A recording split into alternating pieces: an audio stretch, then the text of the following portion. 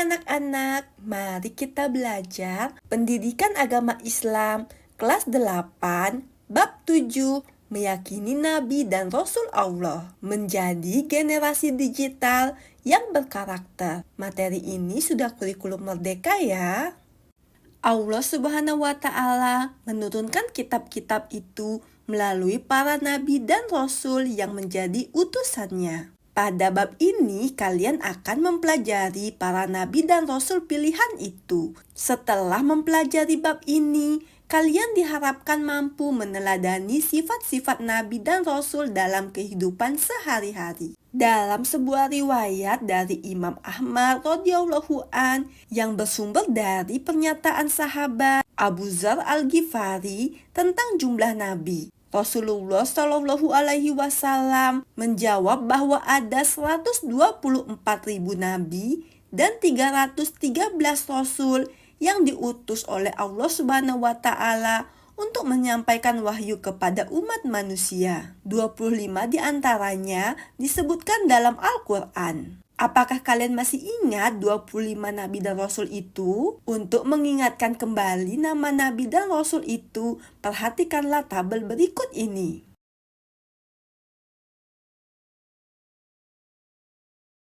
1. Iman kepada Nabi dan Rasul Allah. A. Pengertian. Iman secara bahasa berarti pengakuan yang melahirkan sikap menerima dan tunduk. Sedangkan secara istilah, iman berarti membenarkan dengan hati, mengikrarkan dengan lisan, dan membuktikan dengan perbuatan. Seseorang dikatakan beriman apabila hatinya menerima dan meyakini keberadaan Allah Subhanahu wa Ta'ala, mengikrarkannya dengan membaca 2 kalimat syahadat dan mengamalkannya dalam kehidupan sehari-hari. Adapun yang dimaksud iman kepada Nabi dan Rasul Allah Subhanahu wa Ta'ala adalah membenarkan bahwa Allah memiliki Nabi dan Rasul yang sengaja dipilih untuk menyampaikan wahyu kepada umat manusia. Diutusnya Nabi dan Rasul itu merupakan bentuk kemurahan Allah Subhanahu wa Ta'ala. Atas kemurahan Allah, kepada setiap umat diutus seorang Rasul. Tidak ada satupun umat yang tidak diutus Rasul kepada mereka. Melalui para nabi dan Rasul itu, manusia dibimbing untuk meyakini keberadaan Allah Subhanahu wa Ta'ala dan kemudian dapat beribadah kepadanya dengan benar. Secara bahasa, nabi berarti pembawa berita, sedangkan rasul berarti utusan. Secara istilah ada perbedaan pengertian antara nabi dan rasul. Nabi adalah seorang laki-laki yang diberi wahyu oleh Allah Subhanahu wa Ta'ala untuk dirinya sendiri. Sedangkan rasul adalah seorang laki-laki yang diberi wahyu oleh Allah Subhanahu wa Ta'ala untuk dirinya sendiri dan untuk disampaikan kepada umat manusia. Seseorang bisa menjadi nabi adalah karena kehendak Allah Subhanahu wa Ta'ala. Maksudnya, Allah sajalah yang menentukan siapa yang dikehendakinya untuk menjadi seorang nabi dan rasul. Jadi, untuk menjadi nabi dan rasul Allah bukan sesuatu yang dapat diusahakan. Kenabian tidak bisa diperoleh dengan banyak berbuat ketaatan atau ibadah. Kenabian adalah semata-mata pilihan dari Allah Subhanahu wa Ta'ala. B. Tugas nabi dan rasul. Tugas nabi dan rasul dijelaskan di dalam Al-Quran, khususnya pada surat Al-Ahzab ayat 45 sebagai berikut, yang artinya, wahai Nabi, sesungguhnya kami mengutusmu untuk menjadi saksi, pembawa kabar gembira dan pemberi peringatan, dan untuk menjadi penyeru kepada agama Allah dengan izinnya, dan sebagai cahaya yang menerangi. Berdasarkan ayat tersebut, ada 4 tugas yang diemban oleh seorang nabi dan rasul. Pertama, sebagai saksi bagi umatnya. Kedua, sebagai pembawa kabar gembira. Ketiga, sebagai pemberi peringatan. Dan keempat, sebagai juru dakwah.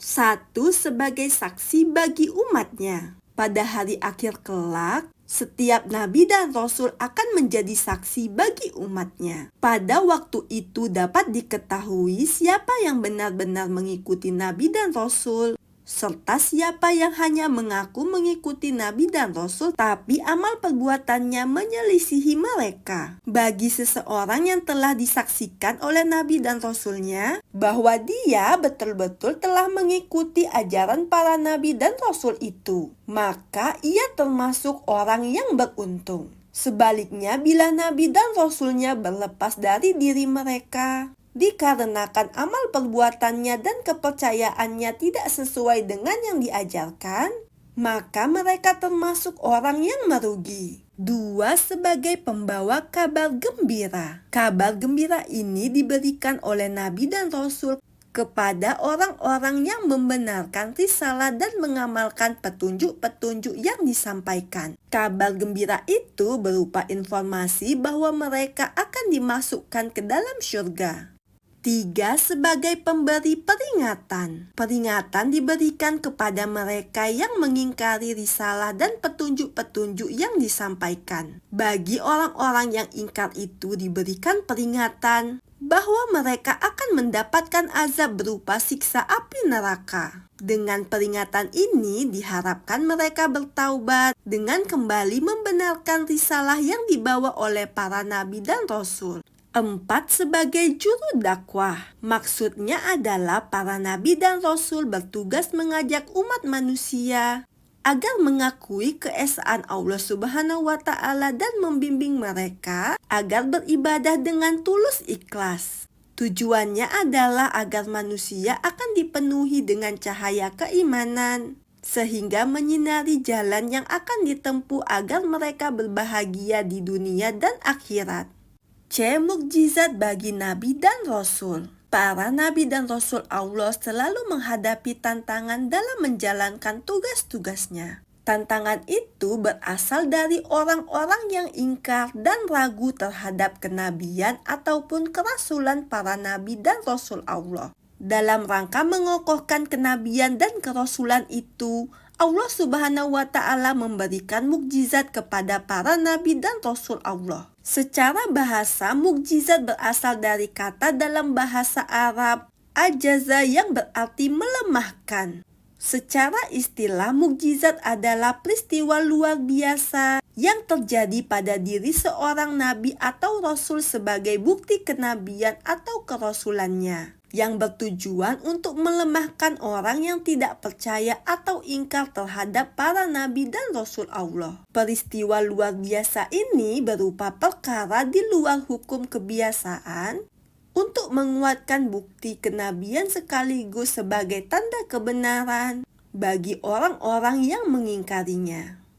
Secara umum, mukjizat dibagi menjadi 2 macam. Pertama, mukjizat yang bersifat material, indrawi, dan lokal. Contoh mukjizat yang pertama ini misalnya mukjizat yang diberikan kepada para nabi dan rasul terdahulu, seperti perahu Nabi Nuh, Nabi Ibrahim tidak terbakar api, tongkat Nabi Musa berubah menjadi ular, penyembuhan yang dilakukan oleh Nabi Isa, dan lain sebagainya. Mukjizat-mukjizat tersebut dapat disaksikan dan dijangkau langsung lewat indera oleh masyarakat tempat para nabi dan rasul itu menyampaikan risalahnya.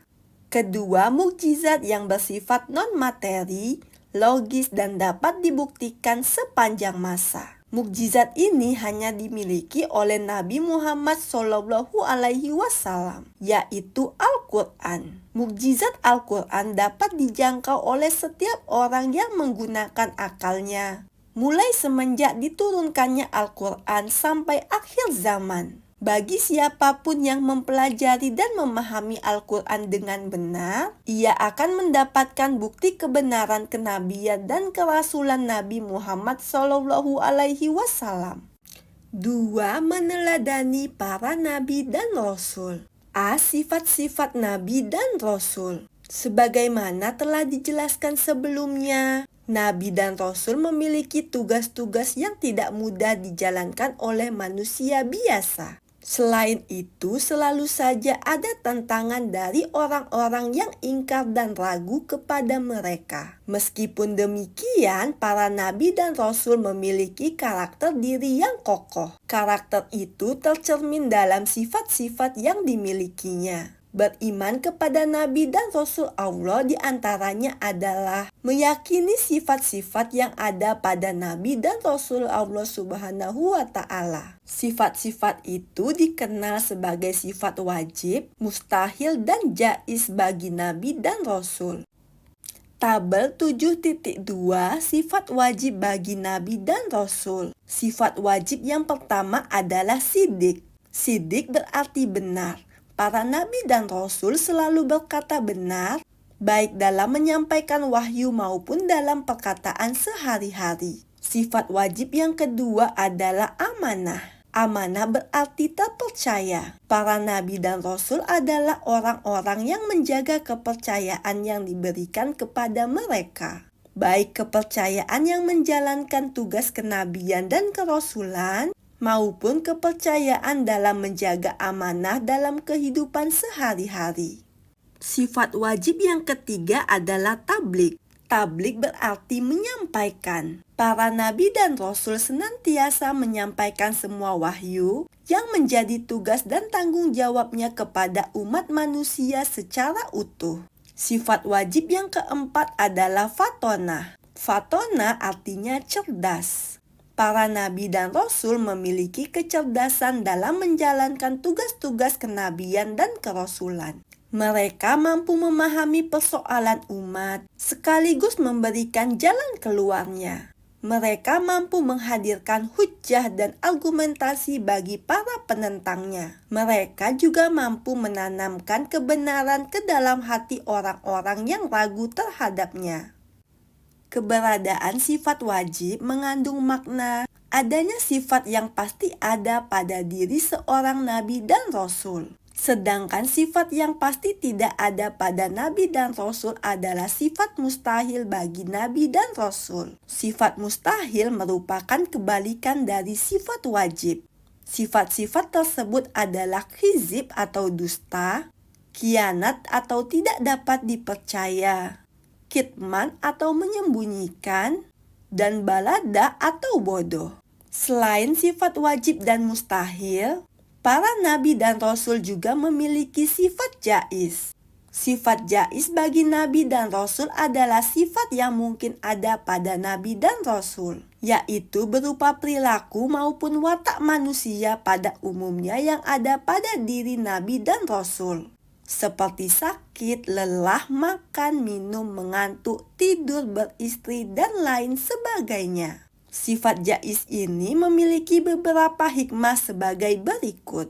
1. Melipatkan pahala atas keimanan dan amal soleh para nabi dan rasul. 2. Memberi pelajaran kepada umatnya agar mengetahui boleh atau tidak boleh dilakukannya suatu perbuatan. 3. Memberikan keteladanan tentang masalah keduniaan seperti bekerja, berumah tangga, dan lain sebagainya.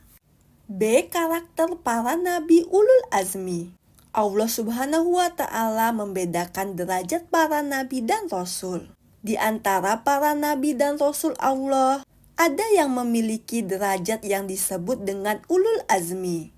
Rasul-rasul ulul azmi berarti rasul-rasul yang memiliki keteguhan hati dalam menghadapi setiap kesulitan dalam menyampaikan tuntunan Allah kepada umatnya. Mereka memiliki kesabaran, ketabahan, dan keteguhan sikap dalam berusaha mencapai tujuan yang ditetapkan. Gelar yang diberikan kepada 5 orang rasul yaitu Nabi Nuh alaihi salam, Nabi Ibrahim alaihi salam, Nabi Musa alaihi salam, Nabi Isa alaihi salam, dan Nabi Muhammad sallallahu alaihi wasallam. 5 rasul ini memiliki kesabaran, ketabahan, dan keteguhan yang luar biasa dalam menjalankan tugas menyampaikan risalah kepada umat. Berikut ini disajikan beberapa contoh yang menggambarkan keteladanan tentang kesabaran, ketabahan, dan keteguhan yang dimiliki oleh para nabi ulul azmi. Yang pertama, Nabi Nuh alaihi salam. Contoh keteladanannya, memiliki kesabaran dalam berdakwah kepada kaumnya. Meskipun tidak banyak yang mengikuti dakwahnya, Nabi Nuh alaihi salam tetap berdakwah mengajak kaumnya beribadah menyembah Allah Subhanahu wa Ta'ala. Pada waktu Nabi Nuh alaihi salam mendapatkan wahyu dari Allah Subhanahu wa Ta'ala untuk membuat kapal di atas gunung, beliau mendapat banyak ejekan dari kaumnya. Tetapi beliau tetap sabar, tabah, dan teguh hati dalam menjalankan perintah itu. 2. Nabi Ibrahim alaihi salam. Contoh keteladanannya adalah memiliki kesabaran dan keteguhan dalam menjalani hukuman Raja Namrud sebagai akibat dari dakwah yang dilakukannya. Meskipun dihukum dengan dibakar, tapi Nabi Ibrahim alaihi salam sabar menjalaninya dan tetap teguh hati untuk menyampaikan wahyu Allah Subhanahu wa Ta'ala. Nabi Ibrahim alaihi salam juga memiliki kesabaran, ketabahan, dan keteguhan yang luar biasa ketika mendapatkan wahyu untuk mengorbankan putranya. Meskipun Nabi Ibrahim sangat mencintai putranya, beliau tetap menjalankan perintah Allah dengan teguh hati. 3. Nabi Musa alaihi salam. Contoh keteladanannya adalah memiliki keteguhan yang luar biasa dalam berdakwah di wilayah kekuasaan Raja Fir'aun. Meskipun harus melawan Raja Fir'aun yang sangat berkuasa, Nabi Musa alaihi salam tetap menjalankan tugasnya dalam berdakwah mengajak umat manusia untuk beribadah kepada Allah Subhanahu wa Ta'ala. Nabi Musa juga memiliki kesabaran dalam menghadapi pengikutnya. Para pengikut Nabi Musa yang disebut Bani Israel seringkali mempertanyakan berbagai ajaran yang didakwahkan Nabi Musa alaihi salam. Meskipun demikian, Nabi Musa tetap menghadapinya dengan sabar dan tabah. 4. Nabi Isa alaihi salam. Contoh keteladanannya adalah memiliki kesabaran, ketabahan, dan keteguhan hati luar biasa dalam membimbing pengikutnya menjalankan agama di tengah tekanan politik dari penguasa Romawi. 5. Nabi Muhammad Shallallahu Alaihi Wasallam. Contoh keteladanannya adalah memiliki kesabaran, ketabahan, dan keteguhan dalam berdakwah membebaskan umat manusia dari kegelapan perilaku jahiliyah menuju akhlak yang terpuji. 3. Peran iman kepada Nabi dan Rasul bagi generasi digital. Siswa yang budiman, kalian tentu tahu bahwa masa sekarang ini dikenal dengan istilah era digital. Sementara kalian yang lahir dan tumbuh di era ini disebut sebagai generasi digital. Bahkan kalian juga sering disebut sebagai digital native atau penduduk digital asli. Karena semenjak usia dini kalian sudah akrab dengan dunia digital. Istilah digital merujuk kepada penggunaan teknologi sistem komputerisasi yang terhubung dengan internet. Di era digital, informasi dapat diperoleh sekaligus disebarluaskan secara mudah dan cepat. Mulai dari dunia ilmu pengetahuan sampai hiburan. Informasi itu bisa didapatkan melalui beragam fasilitas yang disajikan oleh internet, seperti website, blog, media sosial, dan lain sebagainya. Ada banyak hal positif yang bisa kalian lakukan di era digital. Di era ini, informasi tentang topik-topik yang dibutuhkan ataupun disukai dapat diperoleh dengan mudah. Era digital juga bisa dijadikan sarana untuk mempererat tali silaturahmi melalui jejaring media sosial. Tapi ingatlah, di samping banyak hal positif yang bisa kalian dapatkan, era digital juga menyajikan hal sebaliknya. Tidak sedikit informasi dan hal negatif yang bisa kalian temukan di era ini. Dalam kondisi seperti ini, perlu ada inspirasi dan keteladanan agar kalian bisa meraih manfaat positif dari internet, sekaligus terhindar dari dampak negatifnya. Dalam konteks ini, keimanan kepada Nabi dan Rasul Allah dapat memberikan inspirasi dan keteladanan itu. Keteladanan yang diberikan oleh para Nabi dan Rasul dapat dijadikan sebagai inspirasi dalam membangun karakter diri kalian menjadi generasi digital yang kokoh. Generasi digital dapat meneladani sifat-sifat wajib bagi Rasul, sehingga menjadi pribadi yang berkarakter jujur, dapat dipercaya, bertanggung jawab, dan cerdas. Karakter-karakter ini sangat diperlukan dalam berinteraksi di dunia digital. Karakter-karakter tersebut dapat menjaga generasi digital agar bisa berselancar di internet secara aman dan bertanggung jawab. Ada 3 cara yang diberikan oleh UNICEF agar menjadikan internet sebagai tempat berinteraksi yang aman. Mari kita pelajari 3 cara tersebut. Perhatikan 3 cara aman berinternet menurut UNICEF dalam infografis berikut. Pertama, tunjukkan perilaku baik di dunia maya. Berikan dukungan bagi temanmu dengan memberikan senyum atau like serta memberikan pesan positif. Kedua, periksa pengaturan akunmu dan kata sandimu.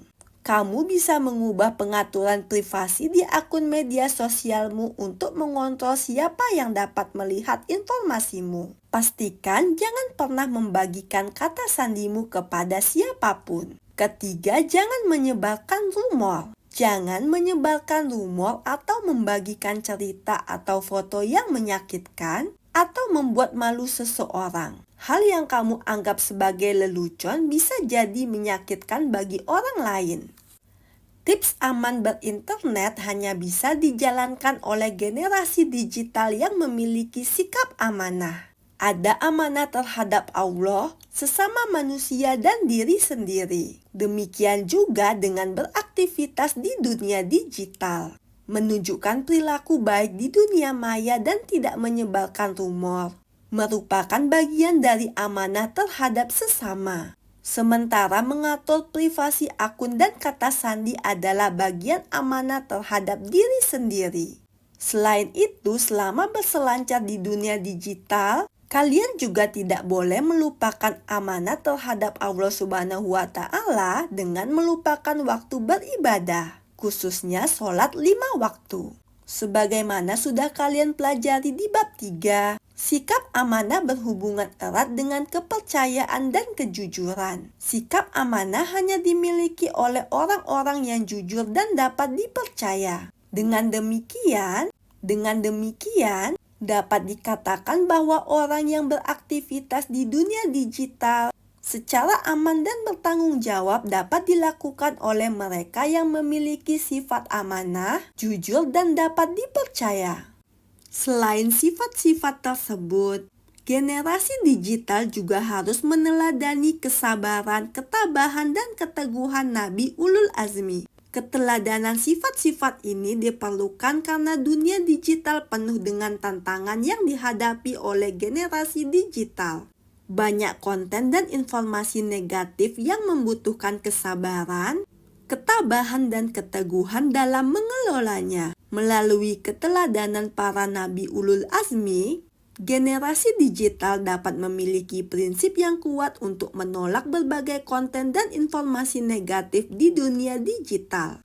Dengan meneladani para nabi dan rasul, generasi digital bisa memanfaatkan berbagai hal positif yang banyak disajikan oleh internet. Di sisi lain, generasi digital bisa melindungi diri dari berbagai konten dan informasi negatif yang disajikan di dalamnya. Selain itu, generasi digital juga bisa saling mengedukasi rekan-rekan sejawatnya agar dapat berinternet secara aman dan bertanggung jawab.